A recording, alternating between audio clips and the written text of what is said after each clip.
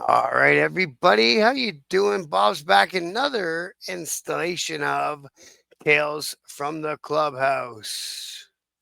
Dum dum dum dum. And hey, I'm looking for sponsorship on the channel. You want your business right there on that big orange banner? Let me know, and we can discuss it and see if we can make it happen. A little income would be good. Keep this channel. I want to take it to the next level. Unfortunately, it requires a little bit of funding to do so. But I want to keep this thing coming for everybody. I think those that have caught me are enjoying it. And we'll just keep it going. And like I say, improving it as I go, throwing the news stories as they come. Stay away from the who got arrested stories. Concentrate on just doing good things for the community stories. And let's see where we can take this channel too. I know on Facebook we've got a beautiful following. We're up over 6,000. I thank each and every one of you for being a part of that group as well.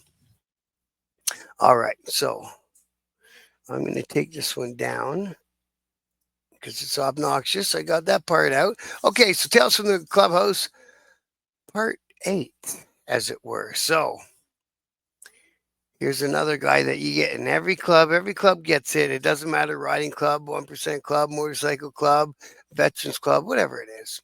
You're going to get at least one of these guys along the history of your club. So there's the brand new patch guy. And all of a sudden he became the commander in chief, as it were. So we had a time when I was coming up. So I was a probationary member, and so was another guy. And we helped each other. It's what you're supposed to do. Helped each other get through our prospective period and all that shit, right? And I'm gonna say it in different ways so it could apply to any club. So help make sure that everything was had supplies at the clubhouse, and made sure everything went smooth on the weekends if we were having friends over and all that stuff. We used to get a pretty good packed house on the weekends. We had a lot of friends, and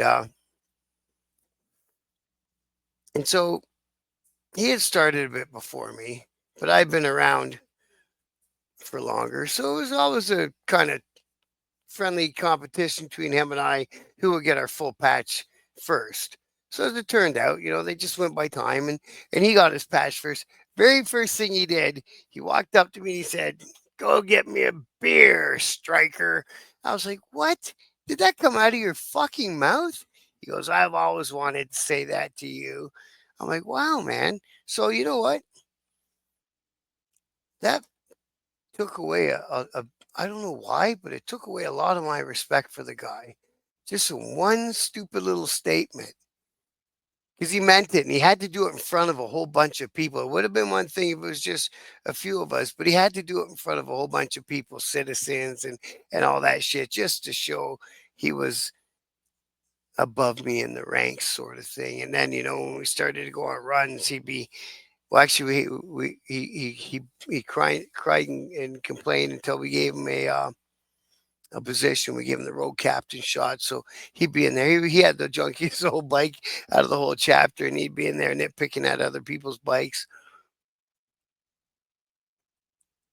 So you got to watch that when you get your patch, because eventually you will.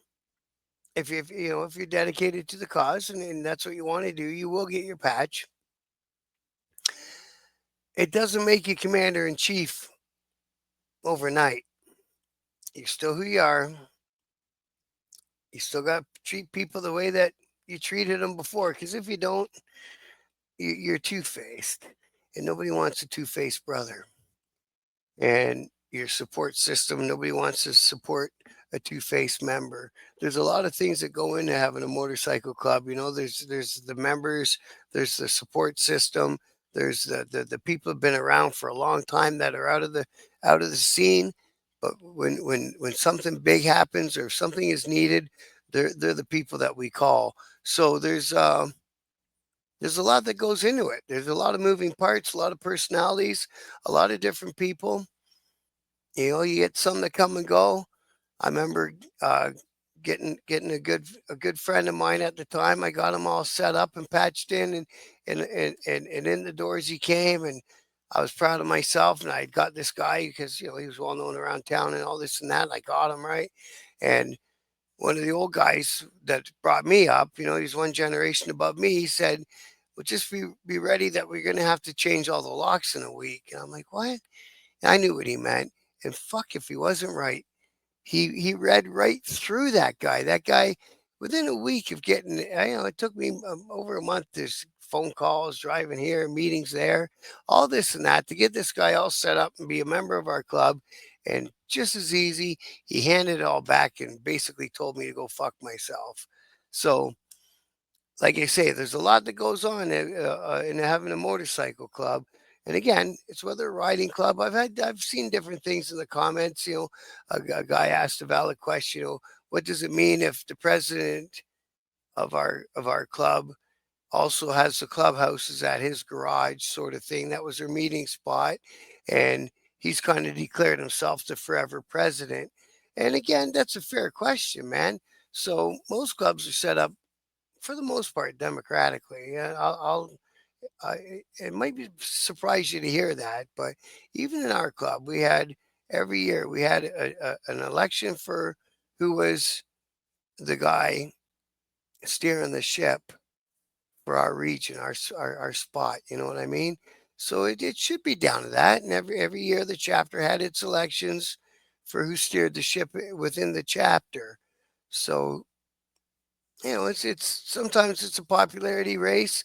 Sometimes it's just a matter who's been around the longest and knows the most. Sometimes it's a matter of who's got the most ambition and says, "I want to take the club to this spot." And so these are all things that got to be taken into consideration. Again, it takes a lot of people, a lot of moving parts to make a club function. And sometimes you got to deal with each other's funny ways, for a lack of a better way to put it. You know what I mean? Some people are just, they don't think the same way you do. So my big thing was always help the club and always help a brother. And then I seen along the ways that some guys was always help me, and then the other guys can come in a distant second or third. That can't be how you're doing it, especially not in a serious club. If you're in a serious club or any club, you can't worry about yourself first. The riding clubs, obviously, you keep your job, you keep your family, you take care of your bills, and then when you got time, you come over and you work on the charities. But I find that those clubs seem to get a lot of stuff done. So that's not a bad way to run things either. All right, that's what I got today. Tales from the Clubhouse. When you get your patch, you're not the commander in chief, but you're another member. Good for you.